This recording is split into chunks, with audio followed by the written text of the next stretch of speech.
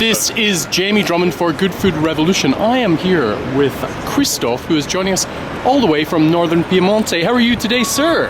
I'm very well in Toronto. It's always great to be here. Super. Now tell us a little bit about your winery and how it came about. I actually make wine in Boca, which is not the most known region in northern Piedmont. Actually, when I started 20 years ago in this region to remake the wines, this region was practically dead. There was no serious wine producing anymore. In the 50s, this region collapsed because nearby the textile industry, which was the biggest textile industry in the world after Manchester, put all the people away from agriculture. And in the 50s, from a huge region, Boca had 3,000 hectares. It collapsed to 10 hectares when I came in the 90s. Wow. I came from Switzerland down by good or bad luck. It was I by never chance know. that you ended up there. Wow. Chance. And I know an old producer there, Antonio Cherry, which had a half a hectare of land. He made amazing wines in the 50s, 60s, 70s, till the 90s, and then he died in 97. And that was my chance, because I like these wines a lot. They're great wines, aging really amazingly. And I thought, here you have to put your hands on, because this is a great region, and this is dying. This region is dying, so you have to do something. So what I did is to put the land together to make a winery from scratch, in a way. There was forest, overgrown by forest, the whole region. I did this forest and put some vineyards down. We have now 10 hectares in Piane. Piane is now the biggest estate in Boca, which is very strange to tell.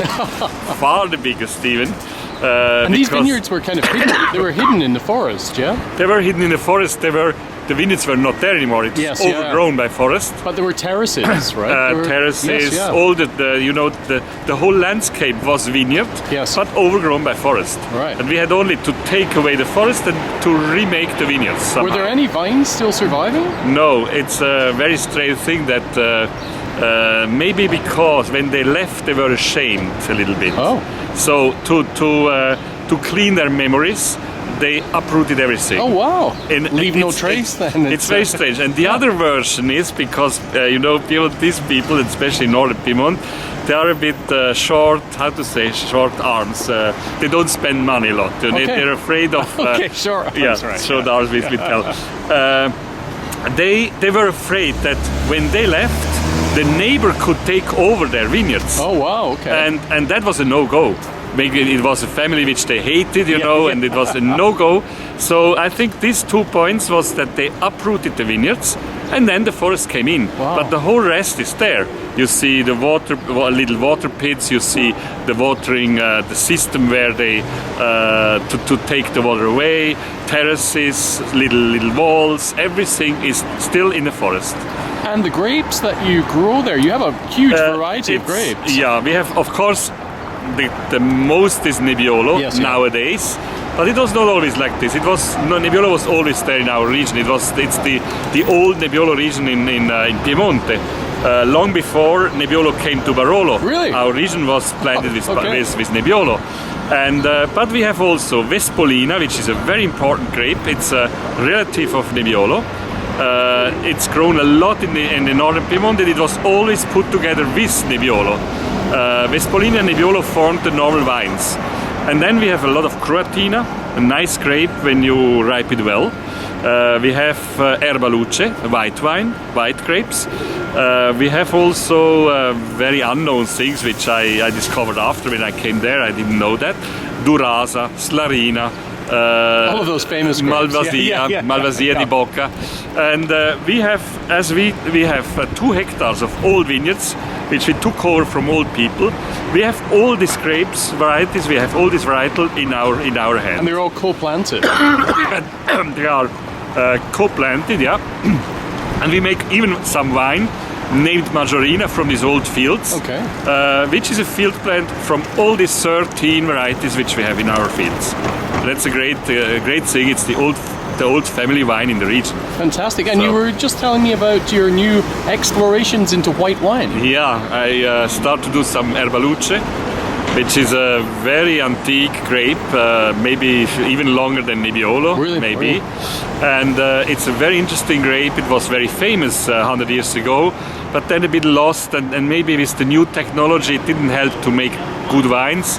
It helped to make clean wines, but Right. not good wines. Not interesting wines. Not Yeah, interesting yeah, yeah. wines. So I had a bit another approach, and I do now wines from very ripe grapes, doing in wood barrels, big barrels, and also in concrete tanks. Okay. Malolactic is made, so this to give structure, to give depth to this wine. And as we have volcanic soil in our region, it's an old volcano which led the hotspot Yes. material there. It's rich in mineral, Okay. and you feel it in red wines. Of course, you feel always this mineral taste and salty taste, but in white wine even more. Erba Luce is really mineral in our head, so it's very interesting. And you've already sold all of that. You don't have any for the export market. That's the problem. Everything goes to Italy at the moment. Oh, dear. Because they like this good white wine. So we sell it in no time in Italy.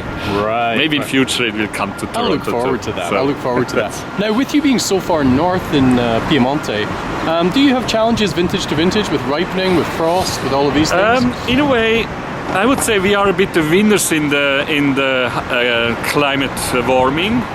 I think that nowadays we can do all vintages are quite good. In my 20 years, when I make wine in this region, we had 2 off vintages, 202 and 2014, Okay. which is not so bad. One for 20 vintage, years, one isn't it? vintage in 10. That's normal that it's an off vintage, but all the others are really great vintages where we had ripe fruit. We pick late in late October, but we get always very high phenolic ripeness, not with high alcohol. Sometimes we have 12.5, 13.5 alcohol, but the wines are ripe and very expressive. So it's in a way a very, very healthy region in climate way this year. Superb. Well, the next So- time I'm visiting northern Piemonte, where my mother's side of the family come from, I should come and give you a visit, I think. That's great. So Excellent. you're welcome. Thank you very Thank much you for very joining much. us at Good Food Revolution Yeah. today. Bye Thank for you. now. Bye bye.